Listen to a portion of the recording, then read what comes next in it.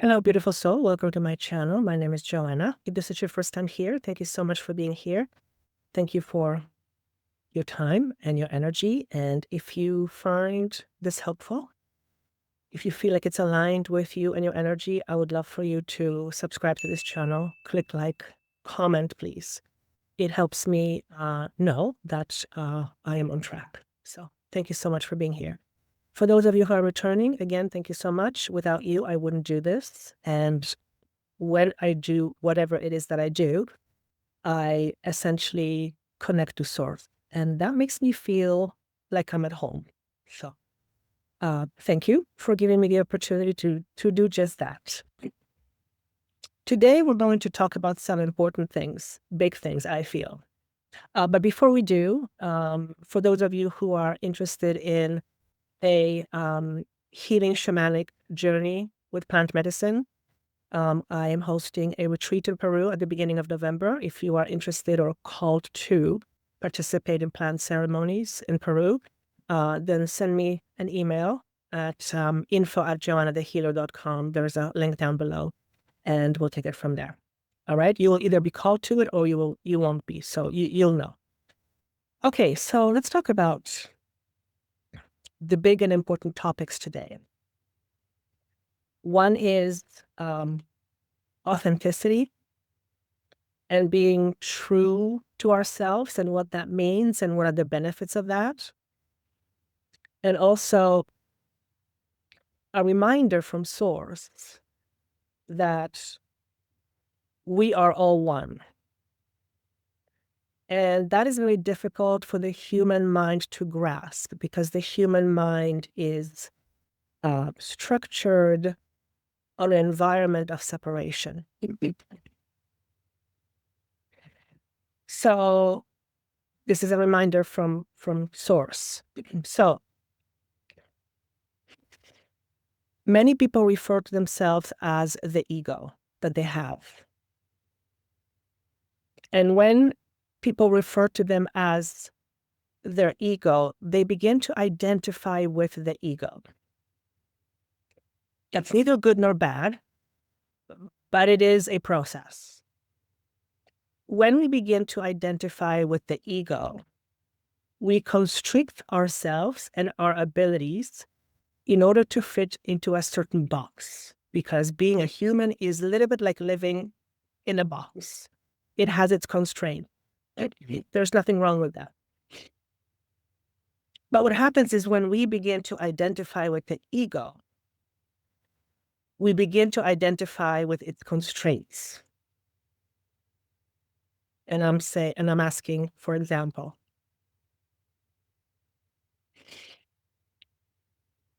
one of your constraints is a belief that you are not good enough. And that belief is held within the ego structure.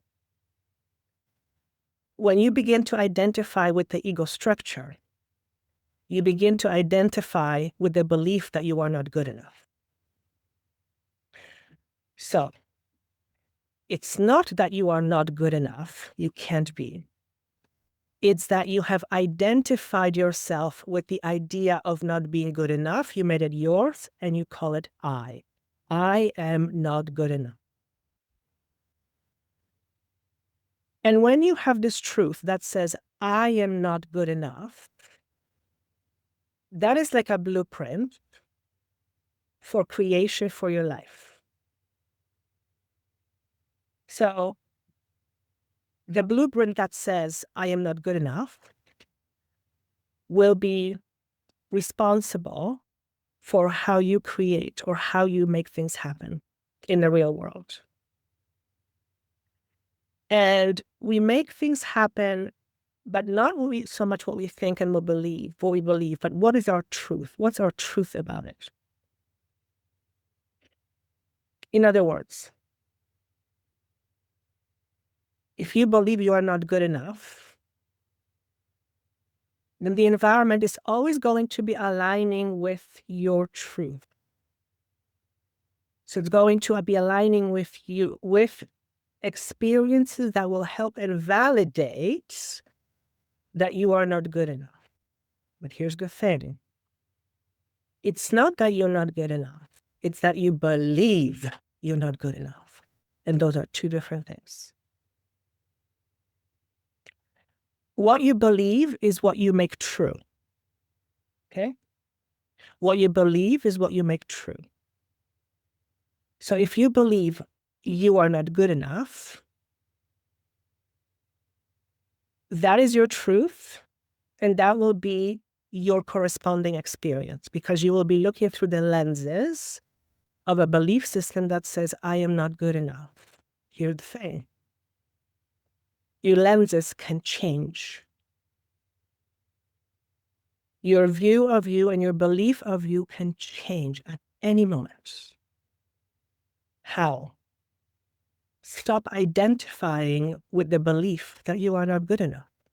Just stop identifying with it. Stop telling yourself that you're not good enough.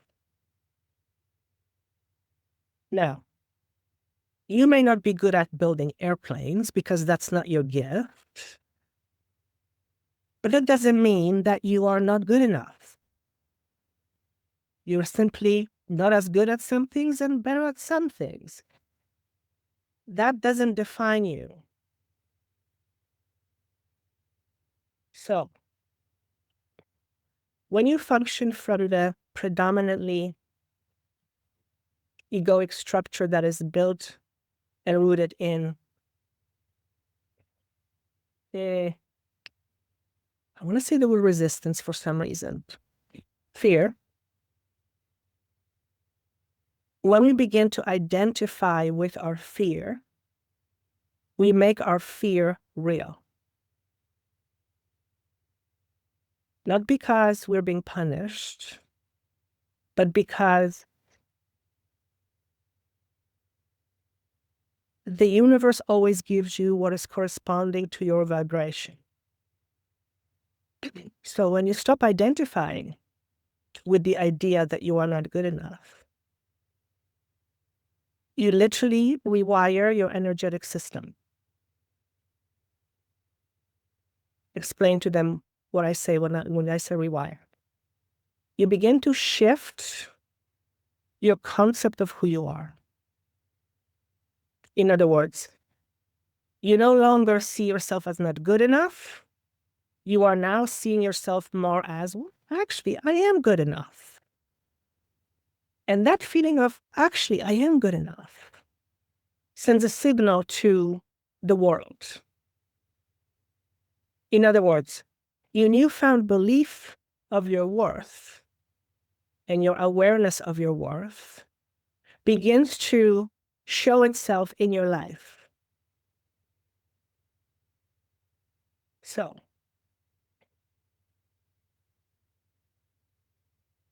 if you want a loving relationship,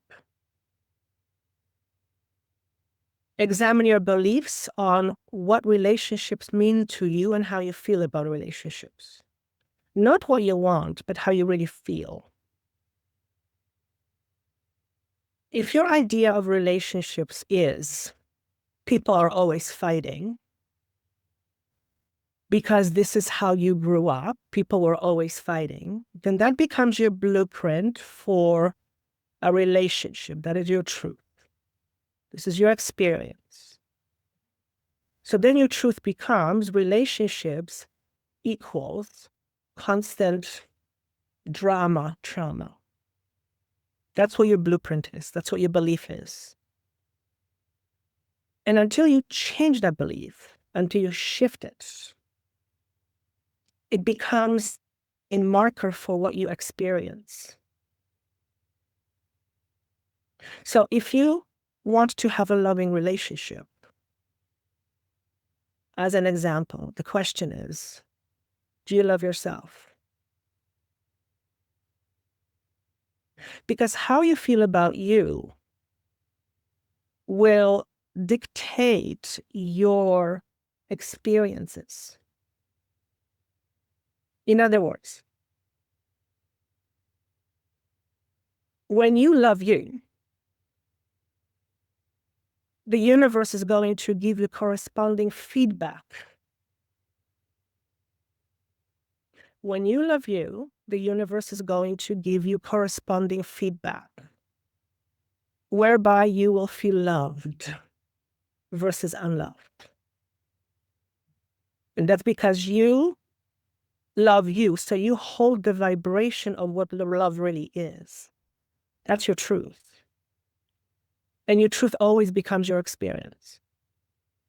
And there's many layers we can talk about that some other time, but your truth defines your experience. It's not the truth you tell yourself. It's not the truth other people tell you. It's your inner held vibration that says yes to something. Yes, I am not good enough. Well, you might want to rethink that. So I'm noticing I'm talking a lot about not feeling good enough, and I suspect many of you feel that in some way. I certainly do. I'm a human being. So where is this all leading me? To talk about 3 things that when we stop doing them, we become the greatest versions of ourselves. We become the greatest versions of ourselves. And these 3 things are, they all start with letter P. Proving, pretending,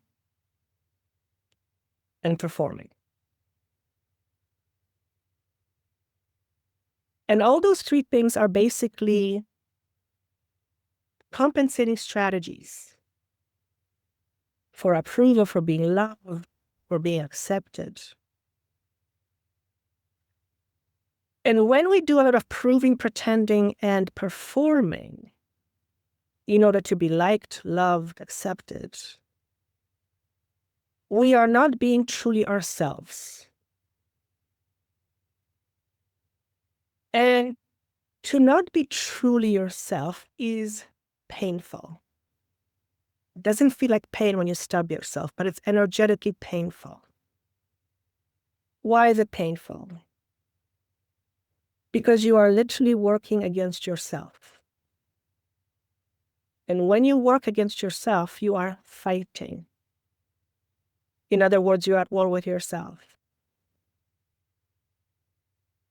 You cannot experience peace. Doesn't matter how much proving, pretending, or performing we're doing, until we face the inner truth as to why we're doing it. And until we take care of that, then what we are doing is we are always trying to be somebody in order to be loved, be liked, all that kind of stuff. And everybody wants all those things. Everybody wants it. But what if the cost was, you get all that, but at the cost of yourself? In other words, you put your truth aside and you become something or somebody that someone else wants you to become. And if that is not aligned with who you really are, that's like separating yourself from yourself. So imagine pulling yourself apart. Painful. However, most of us have done it for so long, we don't even feel it as painful because it's just been what we've always done. Seeking approval, acceptance. And again, everyone wants that. Everyone needs that. But if it comes at a cost of losing yourself, then oftentimes that is a cost that's too high to pay. Why? Because it makes us miserable people.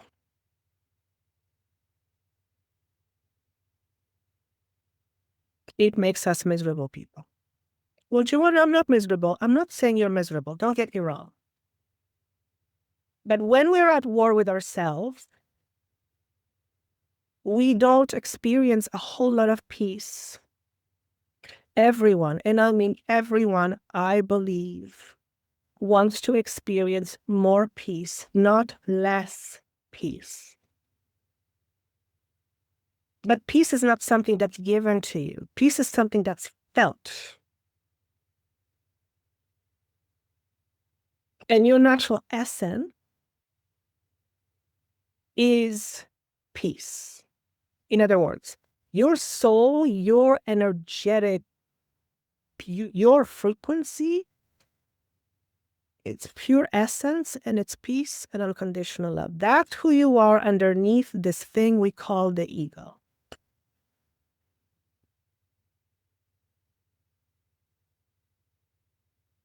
When we are at odds with ourselves, we are at odds with our true nature.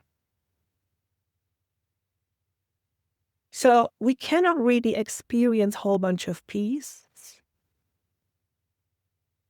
if we are not aligned with our true nature. And I'm hearing this is a really big point to understand. So our nature instinctively is to love and to care. The purest aspect of us, of our essence, its nature is to love, to give, to have compassion. Our natural state is very healing.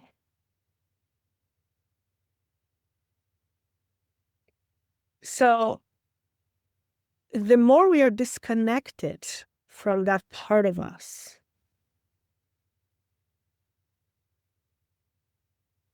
the less we feel like we are healed. And what does it mean to be not healed? Is to be out of balance. Healing is basically things coming back to balance. So when you are at odds with yourself, you're at odds with the aspect of you that holds within itself eternal peace. In other words, the more you're disconnected from your true self, the less you are at peace.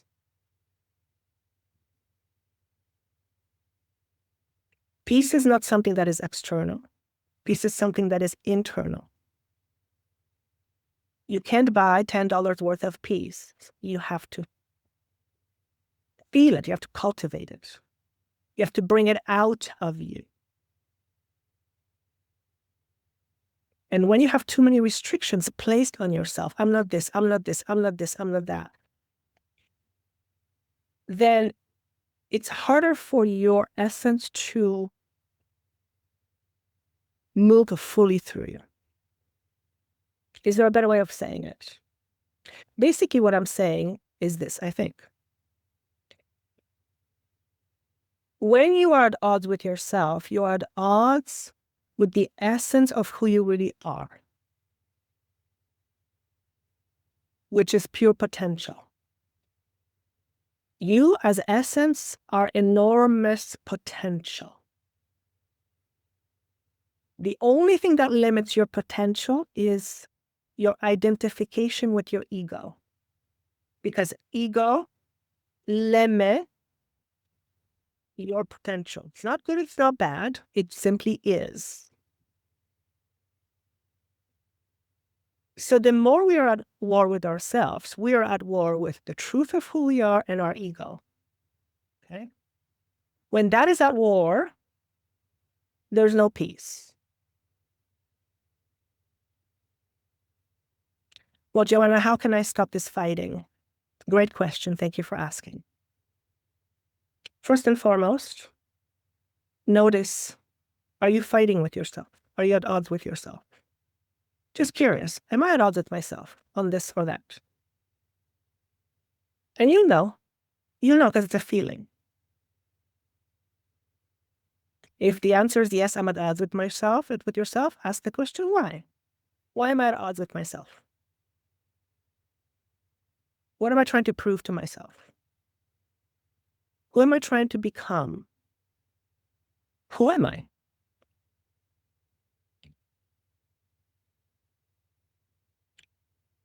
Once you know your truth, you can begin to look at it from different angles. And each angle will give you a different point of view.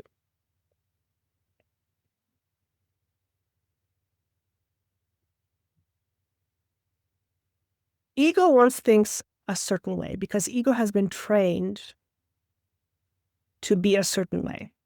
Okay? Your training, our training, comes from the outside world. So the ego is created by being trained what to believe. In other words,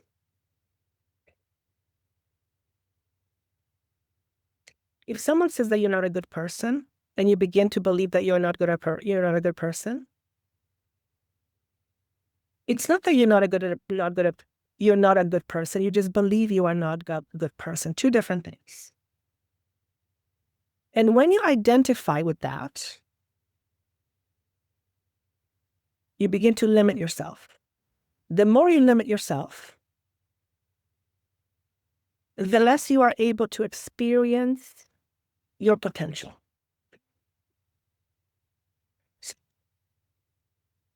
To have a chance at experiencing more of your potential, what do we have to do? Let go of the ego's constraints. Well, how do I go of my ego's constraints? Well, first, identify what they are. You believing that you're not good enough is a constraint. Are you good at everything? No, that's not the point. The question, are you good enough? Yes. It cannot be any other way. Okay? You are part of field, source, some call it God, consciousness, whatever you want to call it. Okay? The whole idea of worth being assigned to you is ridiculous because you're infinite.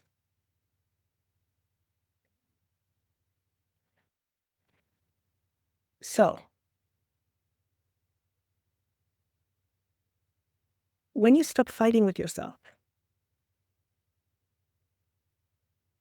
when you start releasing the limitations you hold about yourself, when you start really seeing yourself as a whole person versus a person that's lacking something, you then begin to identify more with your true essence.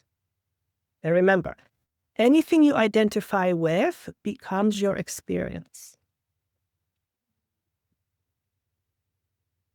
So the less you identify with your limited ego, the more you are able to experience a lot more of your potential.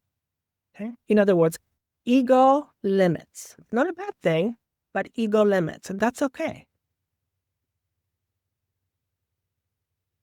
But let you be the one to limit yourself versus letting environment limit you. Okay? Because when you say, God damn it, I'm going to limit myself, that's you in your power. That's you saying, you know what? I want to have a shitty experience. I'm going to do it. That's powerful. When you believe that someone else is responsible for your experience, then you have no power over your experience. Then life happens to you.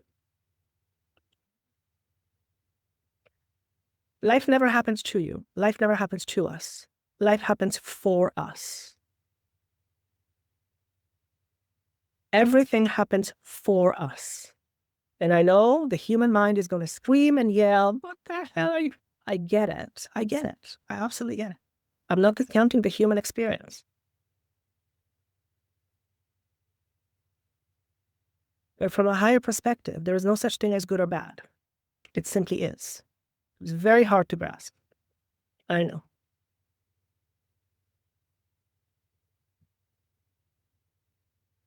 So, here are some things the field wants us to know. Number one, know your truth. And knowing that truth sets you free. Okay? Know your truth. Why is it important to know your truth? Because remember, what you hold as your truth, as a vibrational truth, determines your experience. Number two, examine your belief systems. Are they aligned with your deeper truth? Now, your deepest truth is always this. You are part of Source. You are infinite.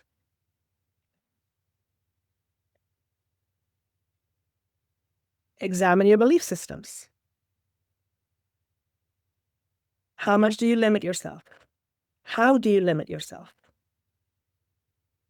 Notice how you limit yourself. Here's how to know when you are limiting yourself.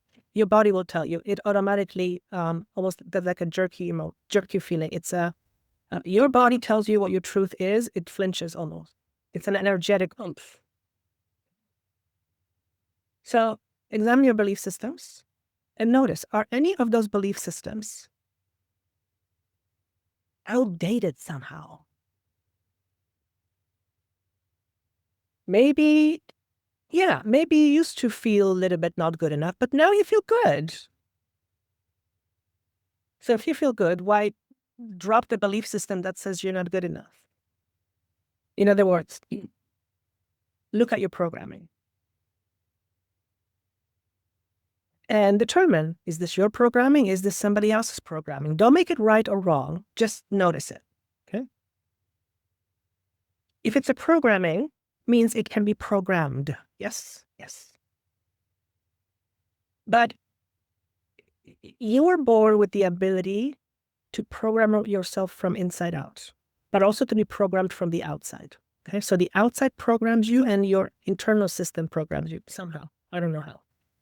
Okay. In other words, your belief systems determines who you are, which determines your experience. Okay. If you're holding on to limiting belief systems that do not allow you to experience more for yourself, then that means you're holding yourself back. The question is why? Why do you hold yourself back? Because you're not good enough? Okay, let's examine that again. Okay. Number 3, re-examine your strategies, as in shift what and how you think. So to examine your strategies is to shift how you think, because what you think and how you think projects forward almost like an energy that magnetizes itself to corresponding expressions of experience. In other words, how you see things determines the outcomes or experiences. So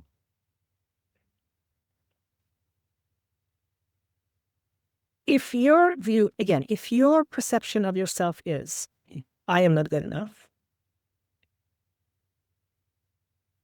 then that perception carries a certain vibrational signature. Anything that you hold within as far as your vibrational signature radiates outwardly. And anything that radiates outwardly invites things in. So, how you see things determines your experience. For example, if you see relationship as a turbulent thing, that will be your blueprint for relationships. Okay? If your belief system says that all relationships are bad,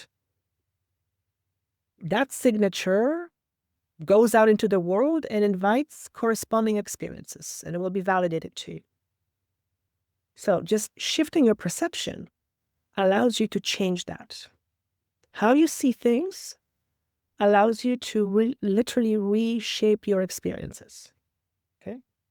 Number 4, always remember your highest truth. The highest truth is all is the one, as in all is the one, as in all is one. That's the highest truth. So we have to remember our highest truth. Everything else is just part of this experience. And then they said, knowing your deeper truth is like placing a ball of clay that is moldable and shaping it for a reality. In other words, knowing your deep truth is fundamental at shifting your experience, because your truth brings about corresponding experience. If you don't know that about yourself, if you don't know what truth you're holding on to, then we might say that you are creating unconsciously. Okay? And what does it mean to become more conscious creator? To create more from your consciousness, not just from your unconsciousness.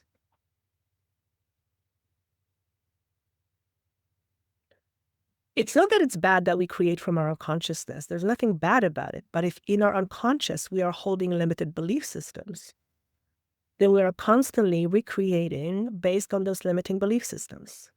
And we're stuck in that cycle. Okay? Knowing that, it becomes very important, because the moment you see your truth, you can change it. You can always change your truth by shifting your perspective. You create your reality based on what your truth is, yes. It's either a confinement or the fullest expression. So again, this is about when you know your deep truth as a vibration, you literally become more aware of how you create your own world. And I know that that's a little bit difficult for the 3D mind to grasp. It's a little bit big, I get it. But knowing your truth ultimately helps you see how you create your reality. Okay? The universe communicates with you through vibrational language. This language bypasses the intellect, so often it remains hidden from the view. But your thoughts and your truth always seek energetic alignment. The universe gives you how you feel about something, because that determines the vibrational alignment. In other words, what this is saying is this. We communicate with the world all the time. Through thoughts, through feelings, we communicate with vibrations, okay? Even our voice, it's a vibration, okay?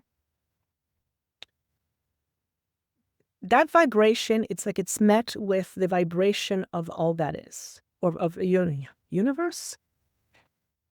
What am I trying to say here?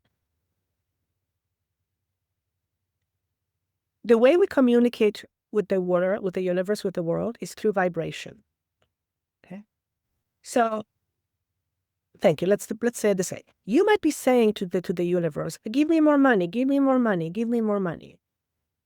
But if what you are communicating vibrationally says, I am afraid of money, the universe is going to communicate back to you through the confirmation. In other words, it's not that the universe can't give you more. It's not that it can. It wants to. It's that you are not vibrationally aligned with it. Okay, we could say that law of attraction, but it's a little bit deeper than that. Law of attraction focuses mainly on thinking and affirmations, but that doesn't necessarily override one's truth, which is what's felt. Okay. So you can be thinking and imagining something all day long. If vibrationally speaking, you are not aligned with it, if your truth about it is different, then your truth is going to win. This is going to become your experience. Okay? And knowing your truth is very powerful.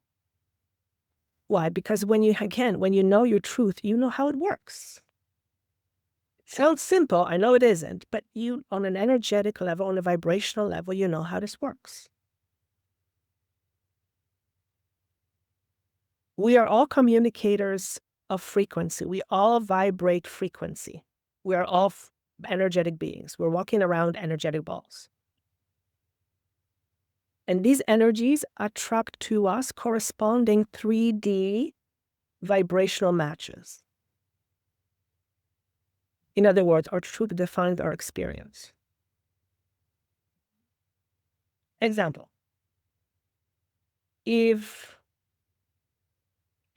most of the collective believe that war is something good, then that will be expressed in our 3D reality. Okay. Now, if you think about it, why would people want war? Didn't we say that people want peace? Okay. Why would we want war when we want peace? And peace and war are at odds. So why would most people, I mean, I don't know if it's true, but why would the collective hold of a belief that we need war? Well, because we have to win, we have to protect ourselves. Okay. We can do all of that without the fighting. Why do we need to fight? What's the point? Because we can't come into an agreement. Okay. Which means somebody has to lose. So when we believe that collectively war is good because it solves problems, which we know it doesn't, then that will be experienced in our world. And again, here's the thing. No one wants to be at war at the end of the day. Nobody likes to feel pain. Nobody likes to feel, no, nobody wants to feel chaos. Nobody deliberately seeks chaos. Because that's not our design.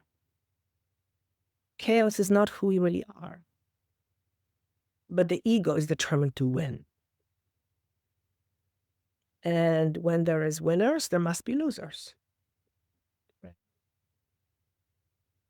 So,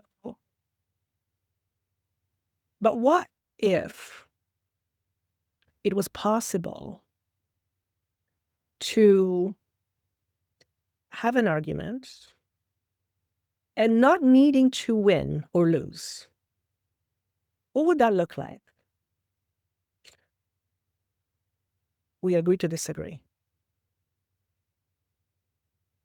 That sounds so simple, doesn't it? That sounds so just simple. What do you mean? We agree to disagree. What do you mean? There's no fight? Like, what's going? Like, what the hell? Because the ego wants to be right. What if we could just agree to disagree? I don't know where this is coming out of left field, but what if? Just throwing it out there.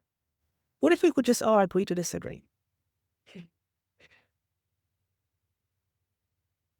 I'm having a vision of you perhaps having a conversation with a part of you that believes that they're not good enough. And it's this constant battle. And one day you say to this part of you, let's agree to disagree. I don't believe you. You don't smash it over the head. You don't belittle it. You just say, I don't believe you. I choose otherwise.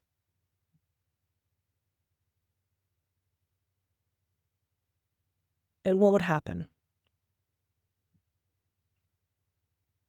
A part of you that always protected you would get completely disoriented.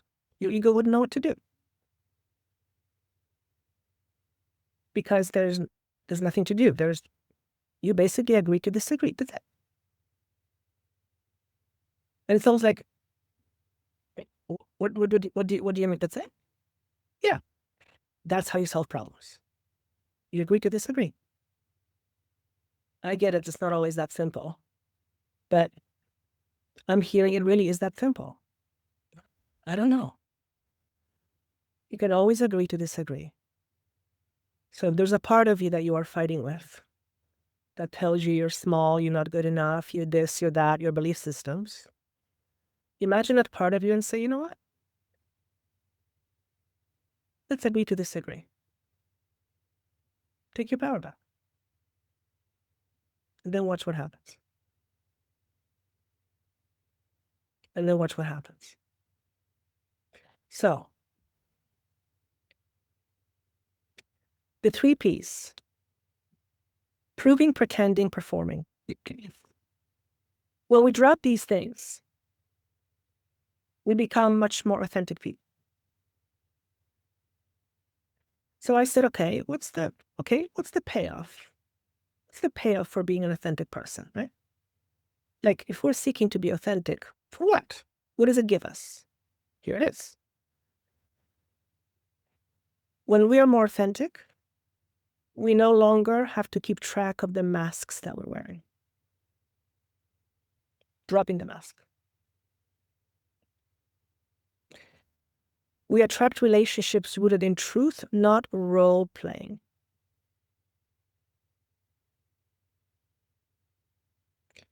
You feel peace in your body because you're not abandoning yourself.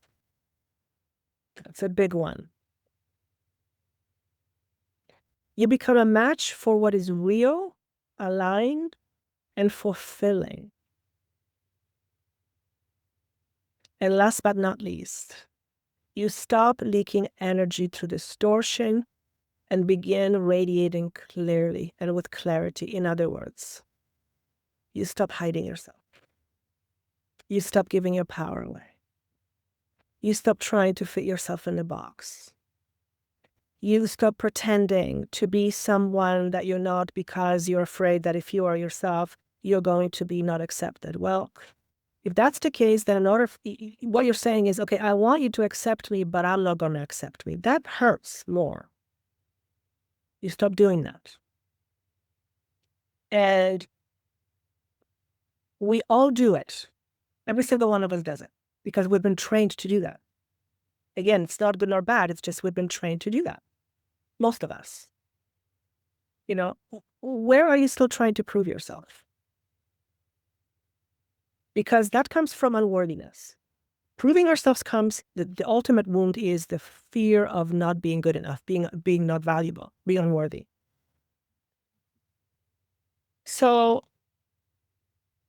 whether you're trying to prove that you are successful, spiritual enough, good looking enough, whatever it may be, that comes from a need to be accepted. Okay? Here's the thing. When you begin to accept yourself fully with all that you've got, the good, the bad, and the ugly, when you begin to accept yourself fully, you're no longer living from a space of separation within yourself, which means you don't need anything outside of you to make you feel whole. You are whole. So will there be people that may not like you? Of course, and they should. It would be boring otherwise. Will you have some situations where you're filing for a job or applying for a job and you need to prove yourself? Of course, that's not what I'm talking about. But trying to prove yourself because you fundamentally believe that unless you do this or that, or appear a certain way, or prove yourself, that's going to somehow define your worth. No, you define your worth. You define your worth, and then see what happens. Start defining your own worth. Not an easy one. Pretending. When we pretend to, I don't know, say something, or when we pretend to like something when we really don't. Why are we pretending? What are we trying to get by pretending? And what it says here is that pretending comes from the fear of rejection. When we pretend to be something or to be a certain way, it's because we're afraid that if we stop pretending, we're going to be rejected. Okay? Again, rule number 1. Start noticing how you reject yourself. Don't reject yourself. How do you reject yourself? By saying to yourself that you're not lovable, that you're not valuable, that you're not worthy, that you're not good enough. That's how you reject yourself.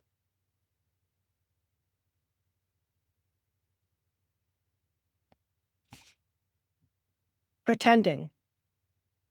Or did I say performing? Performing, pretending, they're similar, but performing stems from You must be certain somebody in order to be loved. You must be somebody in order to be loved. No. You are loved as you are. Now,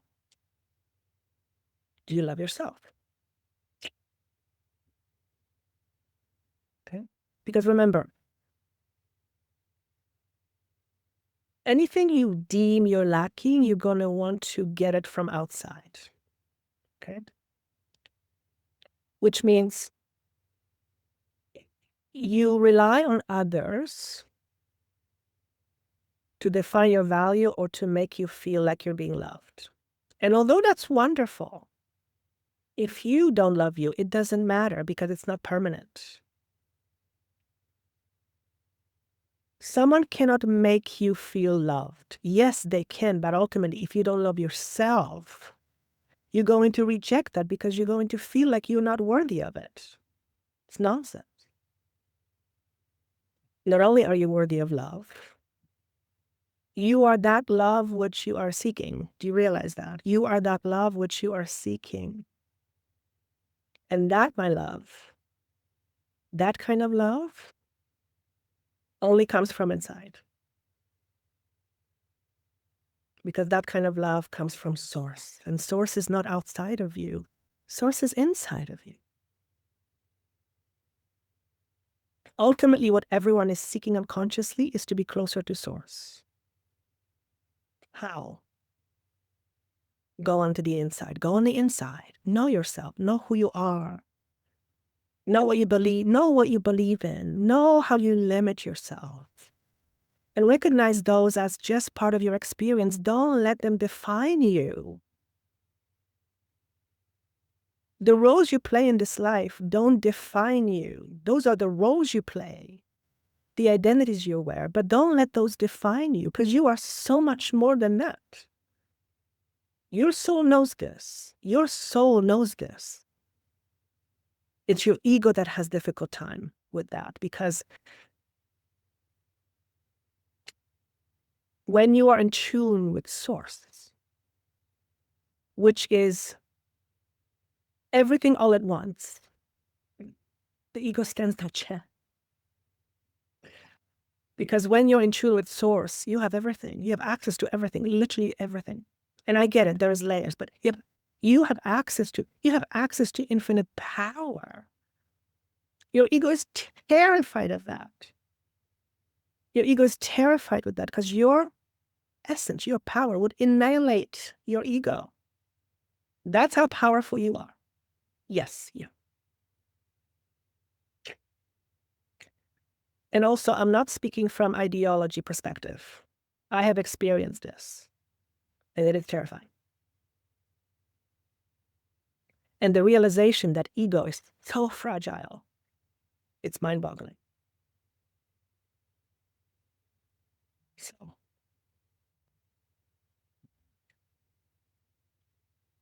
to have access to this true power of yours,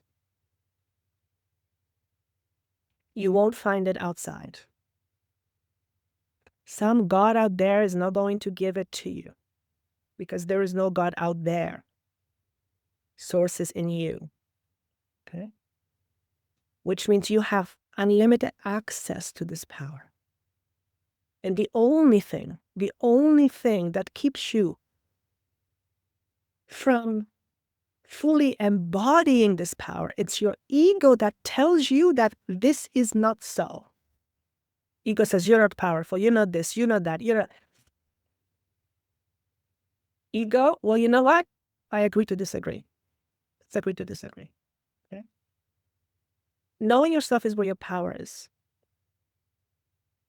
Knowing yourself where your power is. If you are living in constant fear, you will not be tapping into this power because you will be focused on survival, which is fear-based. Nothing wrong with it, but it is fear-based. The more you are holding on to your fear, the more you are limiting yourself, restricting yourself. The more you restrict yourself, the less you are in your fullness. And in your fullness is where your essence is. It's when your power is. It's not in your limited self. It's in your fullness. So although the ego can be very powerful, no, yours, soul, your essence, your ego stands no freaking chance. It gets annihilated. Anyway. So when we stop proving, when we stop pretending, when we stop performing, we become much more authentic people. We stop wearing masks. We stop pretending to be something that we're not. We stop trying to constantly prove our worth. We're no longer performing, I'm going to be this person because if I'm me, I'm, going to love me. Listen, everyone wants to be loved. It's a natural state of who we really are.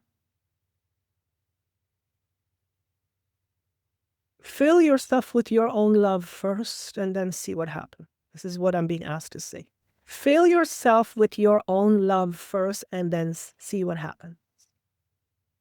Why? Because love is very powerful. Love is healing in its core, in its nature. Love is like a soothing balm to someone who suffers, someone who's in pain. Love unites. It doesn't separate. And the more you give yourself permission to not just know it, but to be it, to embody it, to let it breathe through you, when you begin to own it without apologies and without the need to say, oh no, I worked hard. You don't have to work for anything to be in your power. It's not given to you. It's never been taken away from you, aside from the human experience identification.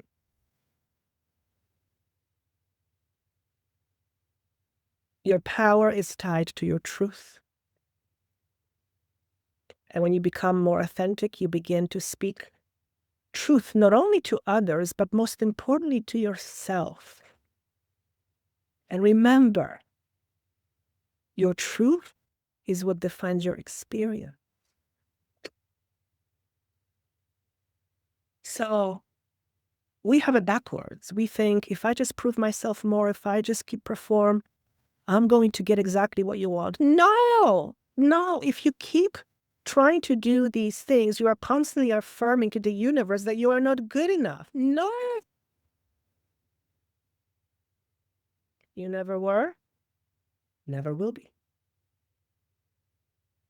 And if you believe otherwise, it's because what you believe and you've identified with it. But remember, your identification is not who you are. You cannot be not good enough. It's not possible. You are part of all that is. You're an essence. There is, what can I say? This is what to be honest to say. You got a little bit serious there for a while, but I think I've got the points across. Let's be more true to ourselves. Let's live more of our truth. Now, a little bit of humor here. If someone says, well, my truth is that I'm angry at you and I want to punch you in the face. No, that's not your truth. Your truth is you're in pain.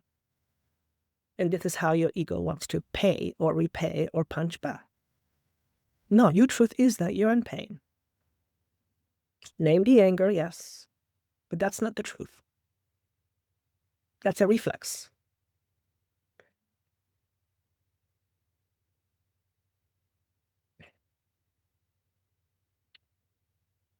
I feel like I want to say that humanity is in pain right now, collectively. I mean, that's easy to see. We're all trying to figure out what to do with this pain, how to fix it, how to heal it. And remember, healing happens internally.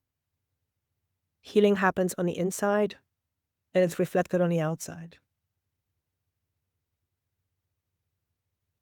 Your very essence is healing in nature.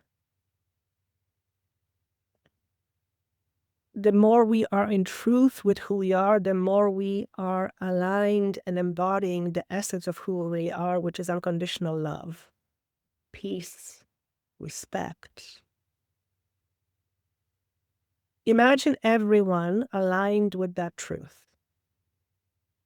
There would be no need for war. For what? Nobody's disagreeing. People have different ideas, but they're not fighting about it. Can you imagine the world we would live in? It's hard for me to imagine, but the idea here simply is this. Knowing your truth and knowing how your truth affects your experiences is monumental. If you are taught to always be in fear, you will be in fear most of the time, and you will be experiencing equivalent of that. It's a feeling. Fear in and of itself is wonderful. We need it for survival. I'm talking the extra 95% of fears that we're holding on to, which are limitations. For the most part, we limit ourselves from the inside out. And then it's expressed, okay? So yes, I can be holding you against the wall, if you will, and that's limiting you. But I have no power to shape your inner system. I have no power over your authority unless you give me power. So when we identify with fear, we give power to fear. We give our power to fear. And then fear becomes very powerful. Okay? Always remember that fear limits you. If your fear says, I am not good enough, that limits you. It's not that it limits you, it's you limit you. You limit you using your own power. Well, Joanna, how does that even work? Exactly. That's how it works. You limit you. Because you identify with what you believe. If it's your belief, you're the manager of it, you can change your belief anytime you want. By changing your belief, you will change your experience. You will begin to see a different experience.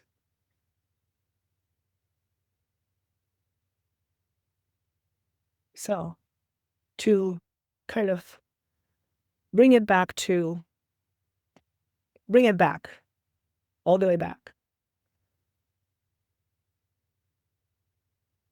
What is the message from the field? Speak your truth, but be responsible for your truth. Speak your truth, but be responsible for your truth. And I'm asking, well, you can speak your truth, but you can speak your truth in a way that's going to hurt somebody. So it's not to withhold your truth, but be responsible with your truth. Because truth can either be like a soothing balm, or it could be felt as something invasive. Okay? So speak your truth, but be responsible for your truth. Know your truth. Very important, know your truth. Because that is part of your vibrational field. Okay? You as a vibrational field emit frequency that is matched with a corresponding experience. We've already talked about that. This is how you begin to see how this works. It actually makes a lot of sense if you think about it. Because we're energetic beings, everything is energy. We are trapped with frequency. We communicate with frequency. It's all frequency. Okay? How you feel about something, what you believe, gives you a certain frequency. It becomes a certain frequency. So the more limiting beliefs you hold about yourself, the more limiting beliefs you identify with, you limit your experiences. That's why it's so crucial to know yourself, to know your truth, and to stop proving, pretending, and performing, to be loved, to be liked, to be accepted, and start looking for those things within yourself first. And that's when you take your power back. So that's all I have. Thank you so much for being here. If you find this helpful, please share it, like, subscribe. Definitely let me know your comments. And of course, if you are curious about the Peru retreat that I'm holding early in November with plant medicine, that information is also down below. Thank you so much, and see you soon. Bye-bye.